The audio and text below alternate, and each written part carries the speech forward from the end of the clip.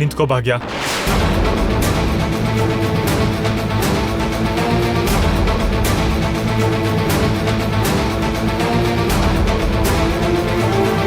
ಏನಿದೆಲ್ಲ? ಏನಿದೆಲ್ಲ ಅಂದ್ರೆ ಯಾವ ವಿಷಯ? ನೀನು ಒಂದ್ ಸುಳ್ಳನ್ನ ನಿಜ ಮಾಡಕ್ ಟ್ರೈ ಮಾಡ್ತಿದ್ಯೋ ಅಥವಾ ಒಂದು ನಿಜದಿಂದ ತಪ್ಪಿಸ್ಕೊಳಕ್ಕೆ ನೋಡ್ತಿದ್ಯೋ ಅನ್ನೋದು ನನಗೆ ಅರ್ಥ ಆಗ್ತಾ ಇಲ್ಲ. ಯಾಕೆ ಹೀಗೆಲ್ಲ ಮಾಡ್ತಾ ಇದ್ಯಾ? ಈ ಪ್ರಶ್ನೆನ ನೀವ್ ಕೇಳಿದ್ರೆ ಪ್ರಪಂಚ ನನ್ನ ಇನ್ನೆಷ್ಟು ಪ್ರಶ್ನೆ ಕೇಳುತ್ತೆ ಅಂತ ಯೋಚನೆ ಮಾಡಿದೀರಾ? ಪ್ರಪಂಚದ ಬಗ್ಗೆ ನನಗೆ ಬೇಕಾಗಿಲ್ಲ ಭಾಗ್ಯ. ನನಗೆ ನನ್ನ ಬಗ್ಗೆ ಗೊತ್ತಾಗ್ಬೇಕು. ನನಗೆ ನೀನ್ ಕೊಡೋ ಉತ್ತರ ಮಾತ್ರ ಬೇಕು.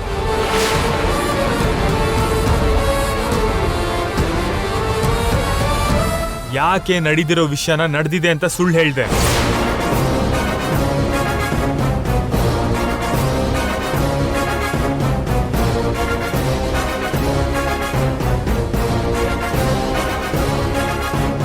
ನಿಜ ಹೇಳು ಭಾಗ್ಯ, ನೀನು ಪ್ರೆಗ್ನೆಂಟ್ ಅನ್ನೋ ವಿಷಯ ಸುಳ್ಳಲ್ವಾ?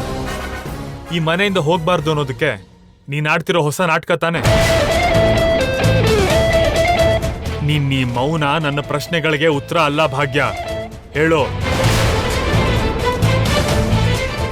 ಮಿತ್ರ, ಅವಳು ನೋಡಿದ್ರೆ ಅರ್ಥ ಆಗ್ತಿಲ್ವಾ? ತನ್ನನ್ನು ತಾನು ಕಾಪಾಡ್ಕೊಳ್ಳೋಕೆ ಪ್ರತಿ ಸಲ ಏನಾದ್ರೂ ನಾಟಕ ಆಡ್ತಾನೆ ಇರ್ತಾಳೆ.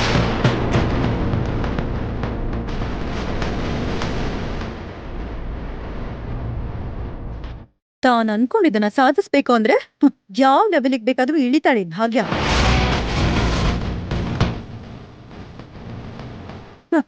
ಈಗ ಇನ್ನೊಂದ್ಸಲ ಇಳ್ದಿದ್ದಾಳೆ. ಮನೀಷಾ, ಗೊತ್ತಿದ್ರೆ ಮಾತಾಡೋ, ಇಲ್ದಿದ್ರೆ ವಿಷಯ ತಿಳ್ಕೊಂಡ್ ಮಾತಾಡೋ.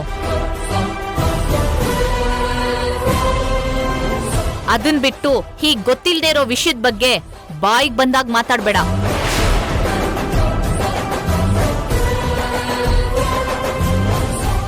ಮನೀಷಾಗೆ ಹೇಳ್ತಿದ್ಯಲ್ಲ ಭಾಗ್ಯ, ನಿನ್ ಬಗ್ಗೆ ನಮ್ಗೊತ್ತಿಲ್ವಾ? ಎಷ್ಟು ಮೋಸ, ಎಷ್ಟು ಸುಳ್ಳು, ಎಷ್ಟು ಮಾರ್ವೇಶ್ಗಳು.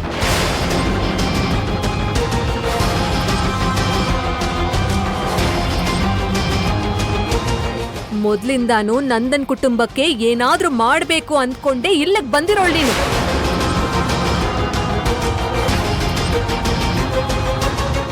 ಈ ಕುಟುಂಬದಲ್ಲಿ ಎಲ್ರಿಗೂ ಹಿಂಸೆ ಕೊಡೋ ಉದ್ದೇಶಕ್ಕೆ ನೀನ್ ಹೀಗೆ ಆಡ್ತಿರೋದು.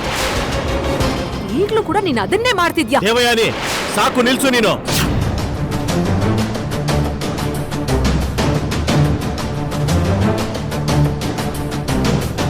ಯಾವ ಹೆಣ್ಣೆ ಆಗ್ಲಿ ತನಗೆ ತಾನು ಗರ್ಭವತಿ ಆಗದೆ ಗರ್ಭವತಿ ಅಂತ ಸುಳ್ಳು ಹೇಳ್ತಾಳ? ಅಂತ ಅವಶ್ಯಕತೆ ಯಾವ ಹೆಣ್ಮಗು ಬರುತ್ತೆ? ಇನ್ಯಾರಿಗಾದ್ರೂ ಬರಲ್ಲ ಭಾವ. ಆದ್ರೆ ಈ ಭಾಗಿಂಗ್ ಮಾತ್ರ ಯಾವ ರೀತಿ ಸುಳ್ಳಾದ್ರೂ ಹೇಳ್ತಾಳೆ, ಎಷ್ಟು ಮೋಸ ಆದ್ರೂ ಮಾಡ್ತಾಳೆ.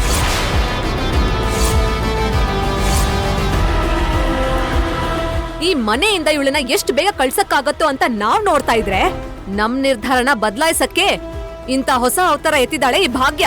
ತುಂಬಾ ಸಂತೋಷ ಚಿಕ್ಕತ್ತೆ. ಯಾವತ್ಗೂ ನೀವ್ ನನ್ನ ಅರ್ಥ ಮಾಡ್ಕೊಂಡಿದ್ದು ಇಲ್ಲ, ಹತ್ರ ಸೇರ್ಸಿದ್ದು ಇಲ್ಲ. ಅಪಾರ್ಥ ಮಾಡ್ಕೊಳ್ತಾನೆ ಇರ್ತೀರಾ, ಯಾವಾಗ್ಲೂ ಆರೋಪ ಮಾಡ್ತಾನೆ ಇರ್ತೀರಾ. ಈಗ ಹೊಸದಾಗ ಅರ್ಥ ಮಾಡ್ಕೋತೀರಾ ಅಂತ ನಾನ್ ಕೂಡ ಅಂದ್ಕೊಂಡಿಲ್ಲ. ಬೇರೆಯವ್ರ ವಿಷಯ ಪಕ್ಕಕ್ಕಿಡೋ ಭಾಗ್ಯ. ನಾನ್ ಕೇಳ್ತಿದ್ದೀನಲ್ಲ, ಈಗ ಉತ್ತರ ಕೊಡು. ನೀನು ಪ್ರೆಗ್ನೆಂಟ್ ಆಗಿರೋದಕ್ಕೆ ಸಾಧ್ಯನೇ ಇಲ್ಲ. ನಾವಿಬ್ರು ಮಾತ್ರ ಇದ್ದ ಕೇಳೋ ಪ್ರಶ್ನೆನ ನೀವ್ ಎಲ್ರು ಮುಂದೆ ಕೇಳ್ತಿದ್ದೀರಾ. ಈಗ ಆ ಪ್ರಶ್ನೆ ಎಲ್ರದೂ ಆಗಿದೆ. ಈಗ ಉತ್ತರನ ಕೂಡ ಎಲ್ರಿಗೂ ಹೇಳ್ಬೇಕು. ಹೇಳ್ತೀನಿ, ಕೇಳಿಸ್ಕೊಳ್ಳಿ.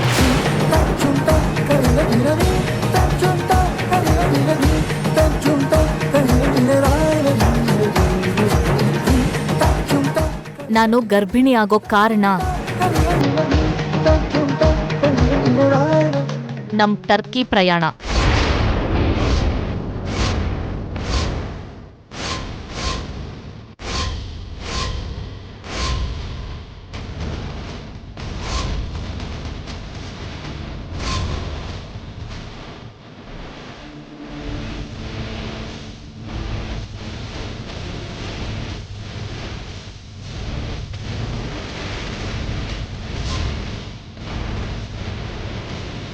ಏಯ್ ಭಾಗ್ಯ, ಮತ್ತೆ ಕತೆ ಕಟ್ಟಿ ಹೇಳ್ತಿದ್ಯಾ? ನೀನ್ ಸ್ವಲ್ಪ ಸುಮ್ನೆ ಇರ್ತೀಯ ಮನೀಷಾ?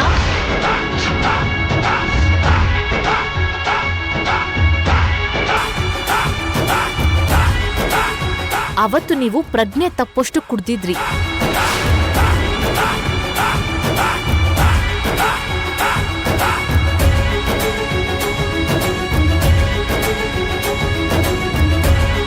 ನೀವೇನ್ ಮಾಡ್ತಿದ್ರಿ ಅಂತ ನಿಮಗ್ ಕೂಡ ಗೊತ್ತಾಗ್ತಿರ್ಲಿಲ್ಲ.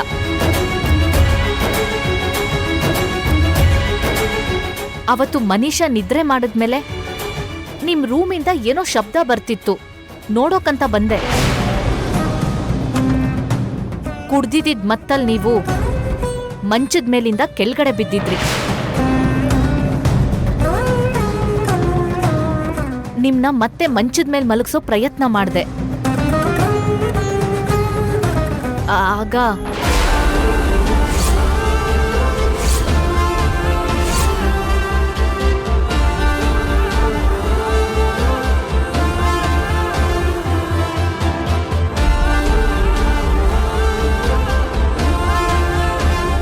ಸಾಕ, ಎಲ್ರ ಮುಂದೆ ಇದಕ್ಕಿಂತ ಹೆಚ್ಚಾಗಿ ಹೇಳಕ್ಕಾಗಲ್ಲ.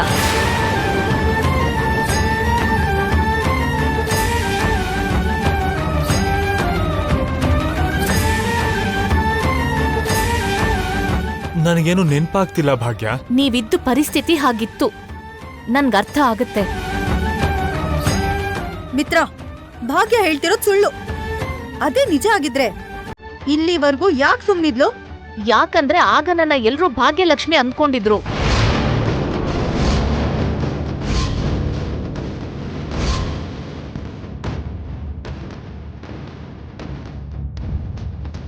ಆ ವಿಷಯ ಹೇಳಿದಿದ್ರೆ ನಾನು ಭಾಗ್ಯ ಅನ್ನೋ ವಿಷಯ ಹೊರಗಡೆ ಬರ್ತಿತ್ತು.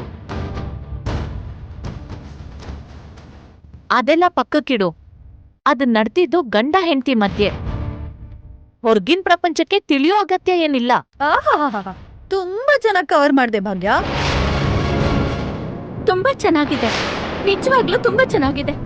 ಮನೆ ಸೊಸೆ ಮನೆಗೆ ವಾರಸ್ದಾರನ ಕರ್ಕೊಂಡ್ ಬರ್ತಾಳೆ ಅಂದ್ರೆ ಎಲ್ರೂ ಸಂತೋಷ ಪಡ್ತಾರೆ, ಎಲ್ರೂ ಎಷ್ಟು ಸಂಭ್ರಮ ಪಡ್ತಾರೆ. ಆದ್ರೆ ನೀವು ಪ್ರತಿ ಹೆಜ್ಜೆಗೂ ಅನುಮಾನ ಪಡ್ತಾ ಇದ್ದೀರಾ. ಚುಚ್ಚಿ ಚುಚ್ಚಿ ಏನ್ ನಡೀತು ಅಂತ ಕೇಳ್ತಾ ಇದ್ದೀರಾ.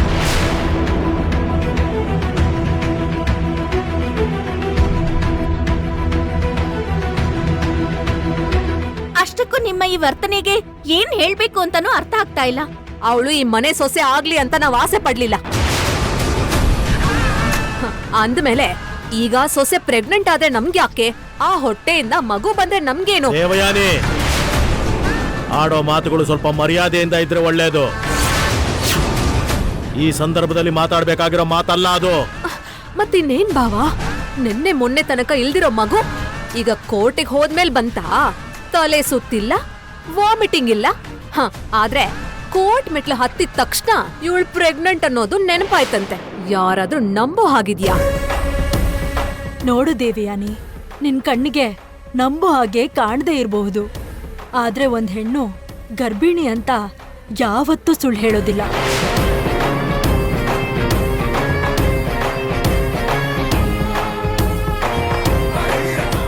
ಏನಕ್ಕ, ನೀನೇನು ಮಾತಾಡ್ತಿಲ್ವಲ್ಲ? ಏನ್ ಮಾತಾಡ್ಲಿ ದೇವಯಾನಿ? ಮಿತ್ರ ಭಾಗ್ಯ ಕ್ಷೇಮವಾಗಿರ್ಬೇಕು ಅಂತ ನಾನು ಅವರಿಬ್ರಿಗೂ ವಿಚ್ಛೇದನ ಬೇಗ ಕೊಡಿಸ್ಬೇಕು ಅಂತ ಅನ್ಕೊಂಡೆ. ಆದ್ರೆ ಇಂಥ ಸಮಯದಲ್ಲಿ ಈ ವಿಷಯ ಹೊರಗೆ ಬಂದ್ರೆ ಇವಾಗ ನಾನು ಯಾವ ನಿರ್ಧಾರ ತಗೊಳ್ಬೇಕು?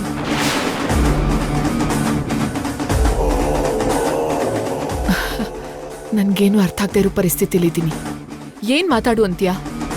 ಅಯ್ಯೋ ಅಕ್ಕ, ಅವಳ ಪ್ರೆಗ್ನೆನ್ಸಿ ಸುಳ್ಳು. ಅವಳು ಪ್ರೆಗ್ನೆಂಟ್ ಅನ್ನೋದೇ ಮೋಸ.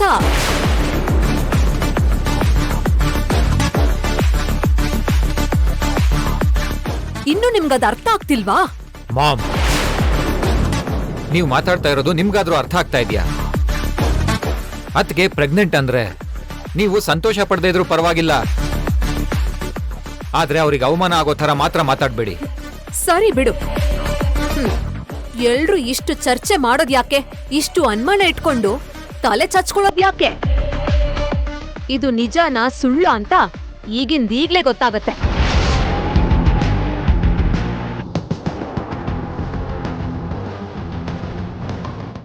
ಏನ್ ಹಾಗ್ ನೋಡ್ತಿದ್ದೀರಾ? ಭಾಗ್ಯ ಹೇಳ್ತಿರೋ ಮಾತನ್ನ ಕೇಳ್ಕೊಂಡು ನಾವು ನಂಬೋ ಅಗತ್ಯ ಇಲ್ವಲ್ಲ.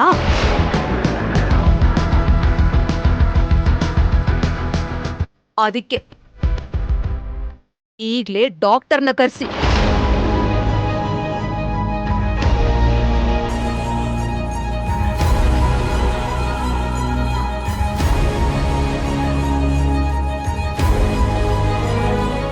What is this mom? ಅತ್ಗೆ ಆಗ್ಲೇ ಹೇಳಿದಾರಲ್ವಾ, ಮತ್ತೆ ಇದಕ್ಕೆ ಡಾಕ್ಟರ್ ಸರ್ಟಿಫಿಕೇಟ್ ಕೂಡ ಬೇಕಾ? ಬೇಕು. ಡಾಕ್ಟರ್ ಸರ್ಟಿಫಿಕೇಟ್ ಬೇಕು. ಭಾಗ್ಯ ನಿಜ ಹೇಳ್ತಿದ್ದಾಳೋ ಸುಳ್ಳು ಹೇಳ್ತಿದ್ದಾಳೋ ನಮಗ್ ತಿಳಿಲೇಬೇಕು. ಏನಂತೀಯ ಅಕ್ಕ? ನಾನ್ ಯಾರನ್ನೂ ತಪ್ಪಾಗಿ ಅರ್ಥ ಮಾಡ್ಕೋತಾ ಇಲ್ಲ. ಹಾಗಂತ ಯಾರ್ಯಾರಿಗೂ ಅನುಮಾನ ಬಂತು ಅಂತ ಅದನ್ನೆಲ್ಲ ಸಾಲ್ವ್ ಕೂಡ ಮಾಡ.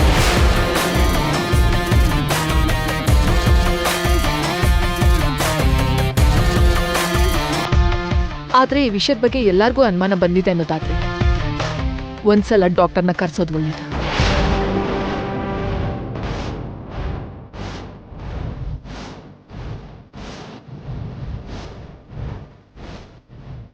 ಕರ್ಸೋಣ. ವಿವೇಕ್, ನಮ್ ಫ್ಯಾಮಿಲಿ ಡಾಕ್ಟರ್ ಸತ್ಯವೇಣಿಗೆ ಕಾಲ್ ಮಾಡು. ಸರಿ ದೊಡಮ್ಮ.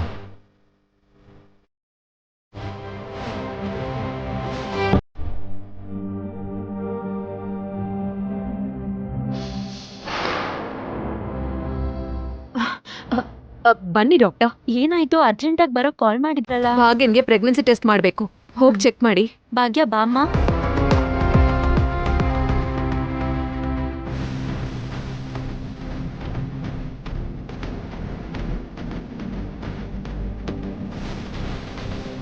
ಈಗ ನಿಜ ಯಾವುದು ಸುಳ್ಳು ಯಾವುದು ಅಂತ ಎಲ್ಲ ಗೊತ್ತಾಗತ್ತೆ.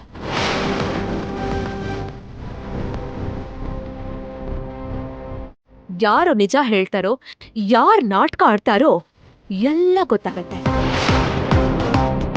ನಮ್ಮ ಹತ್ರನೇ ಈ ಭಾಗ್ಯ ಇಷ್ಟು ಡ್ರಾಮಾ ಮಾಡ್ತಾಳಾ? ನಮ್ಗೆ ಇಷ್ಟು ಮೋಸ ಮಾಡ್ತಾಳಾ? Let's see. ಮಾಮ್, ಡಾಕ್ಟರ್ ಬಂದಿದಾರಲ್ವಾ? ಟೆಸ್ಟ್ ಮಾಡ್ತಾ ಇದ್ದಾರೆ ತಾನೆ? ಇನ್ನೂ ಯಾಕೆ ಹೀಗೆಲ್ಲ ಮಾತಾಡ್ತಾ ಇದ್ದೀರಾ? ಡಾಕ್ಟರ್ ಬಂದು ಹೇಳೋವರೆಗೂ ಸ್ವಲ್ಪ ಸೈಲೆಂಟ್ ಆಗಿರಿ.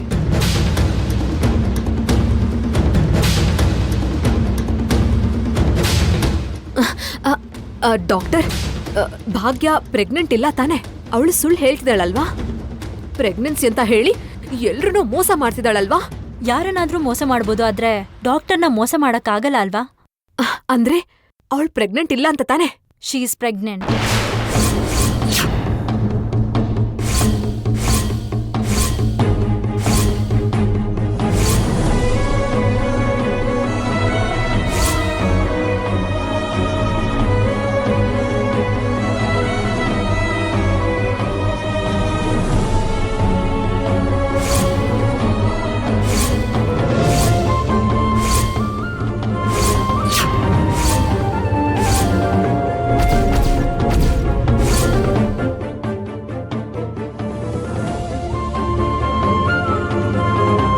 ಸದ್ಯಕ್ಕೆ ಹೆಲ್ದಿ ಆಗೇ ಇದ್ದಾರೆ.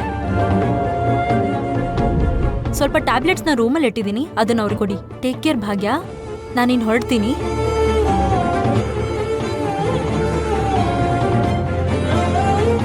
ದೇವಯಾನಿ, ಡಾಕ್ಟ್ರು ಅಂತ ಹೇಳ್ತಿದ್ದೆ. ಈಗ ಅದೇ ಡಾಕ್ಟರ್ ಹೇಳಿದ್ರಲ್ಲ ಭಾಗ್ಯ ಪ್ರೆಗ್ನೆಂಟ್ ಅಂತ.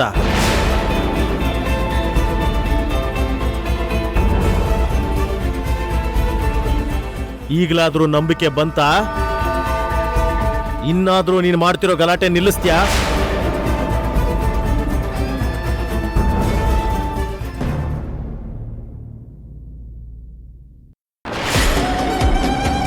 ಮಿತ್ರ, ಏನಿದೆಲ್ಲ? ಹೇಳು ಮಿತ್ರ, ಏನಿದೆಲ್ಲ? ನಿನ್ನೆ ಪ್ರೀತಿಸಿ ನೀನೇ ಲೈಫ್ ಅನ್ಕೊಂಡು ನಿಂಗೋಸ್ಕರ ಇಷ್ಟು ವರ್ಷದಿಂದ ಕಾಯ್ತಿರೋ ನನಗೆ ಇಂಥ ದ್ರೋಹ ಮಾಡ್ತೀಯ?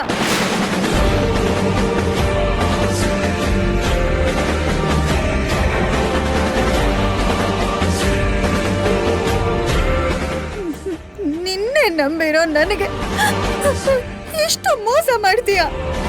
ಮನೀಷಾ, ಅಲ್ಲಿ ಏನಾಯ್ತು ಹೇಗಾಯ್ತು ಅಂತ ನನಗೆ ಗೊತ್ತಾಗ್ತಾ ಇಲ್ಲ. ಇದ್ರಲ್ಲಿ ಇನ್ನೂ ಗೊತ್ತಾಗೋದಕ್ ಏನ್ ಉಳ್ದಿದೆ ಮಿತ್ರ? ಹೇಗಾಯ್ತೋ ಏನಾಯ್ತೋ ಎಲ್ಲ ಭಾಗ್ಯ ಹೇಳಿದ್ಲಲ್ವಾ? ಅದರ ಪ್ರತಿಫಲ ಏನಾಯ್ತೋ ಬಂದಿರೋ ಡಾಕ್ಟರ್ ಕೂಡ ಹೇಳಿದ್ರಲ್ಲ.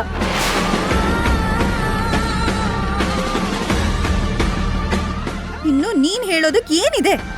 ನೋಡು ಮನೀಷಾ, ಭಾಗ್ಯ ಹೇಳಿದ್ದು ನಿಜ ಆದ್ರೆ ನಾನು ಆ ಟೈಮಲ್ಲಿ ಏನ್ ಮಾಡ್ತಿದ್ದೀನೋ ಗೊತ್ತಾಗ್ದಿರೋ ಪರಿಸ್ಥಿತಿಲಿದ್ದೆ. ನನ್ನ ಅರ್ಥ ಮಾಡ್ಕೊಳ್ಳೋದಕ್ಕೆ ಪ್ರಯತ್ನ ಪಡು. ಅರ್ಥ ಆಗ್ತಿದೆ ಮಿತ್ರ, ಇವಾಗ ಎಲ್ಲ ಚೆನ್ನಾಗಿ ಅರ್ಥ ಆಗ್ತಿದೆ ನಂಗೆ. ಇಷ್ಟ ದಿನ ನೀನೇ ಪ್ರಾಣ ಅನ್ಕೊಂಡು ನಾನ್ ಎಂತ ತಪ್ಪು ಮಾಡಿದ್ನೋ ಎಲ್ಲ ಅರ್ಥ ಆಗ್ತಿದೆ ನನಗೆ.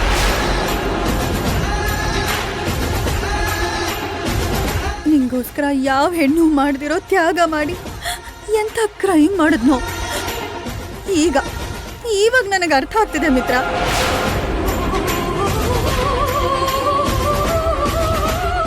ಮಿತ್ರ, ನಮ್ಮಿಬ್ಬರ ಪ್ರೀತಿಗೆ ಅರ್ಥನೇ ಇಲ್ವಾ? ನನ್ನ ಮದುವೆ ಆಗ್ತಿ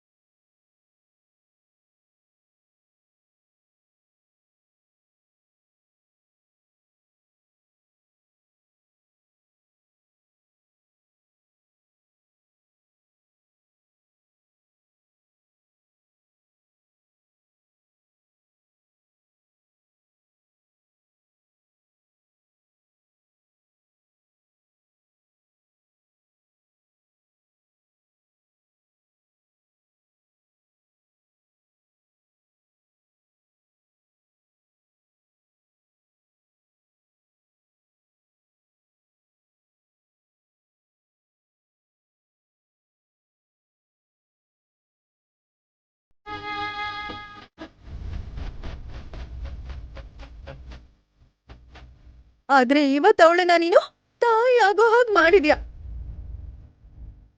ಅವಳ ಹೊಟ್ಟೆಲ್ ಬೆಳೀತಿರೋ ಮಗುಗೆ ನೀನ್ ತಂದೆ ಆಗಕ್ ಹೋಗ್ತಿದ್ಯಾ.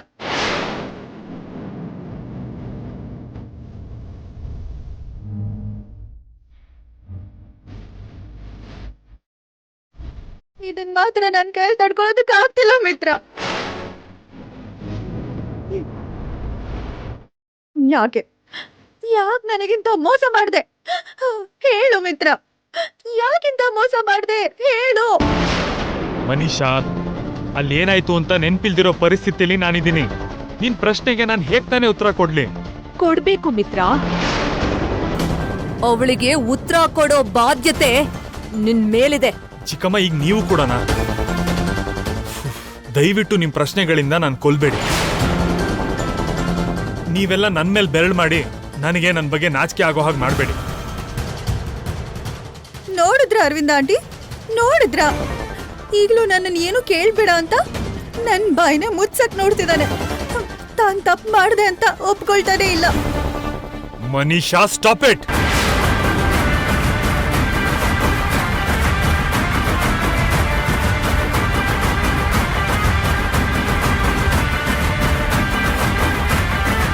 ಮನೀಷಾ, ನಿನಗ್ ದ್ರೋಹ ಮಾಡಿ ನಿನ್ನ ಬಿಡಬೇಕು ಅಂತಾಗ್ಲಿ, ಭಾಗ್ಯನ್ ಜೊತೆಗೆ ಸಂಸಾರ ಮಾಡಬೇಕು ಅಂತಾಗ್ಲಿ ನನಗೆ ಯಾವ ಯೋಚನೆನೂ ಇಲ್ಲ. ಈಗ ನನ್ನೊಳಗೆ ನನಗ್ 100 ಪ್ರಶ್ನೆ ಇದೆ, ಆದ್ರೆ ಒಂದಕ್ಕೂ ಉತ್ತರ ಸಿಗ್ತಾ ಇಲ್ಲ. ಸದ್ಯಕ್ಕೆ ನನ್ನ ಪಾಡಿ ನನ್ನನ್ನು ಬಿಟ್ಬಿಡಿ.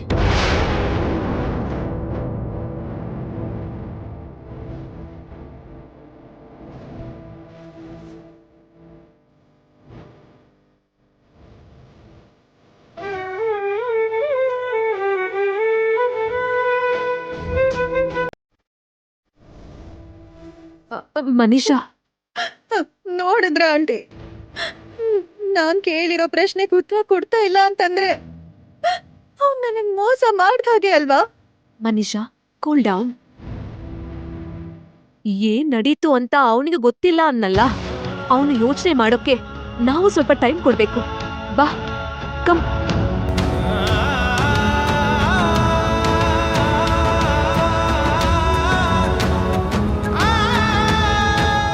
ಅಮ್ಮ ಭಾಗ್ಯ, ಈ ಸಮಯದಲ್ಲಿ ನೀನು ಯಾವ ರೀತಿಯಾದ ಯೋಚನೆ ಕೂಡ ಮಾಡಬಾರ್ದಮ್ಮ. ಹೋಗಿ ಆರಾಮಾಗಿ ಮಲ್ಕೋ. ಜಾನು, ಅಕ್ಕನ್ನ ಕರ್ಕೊಂಡು ಹೋಗಮ್ಮ.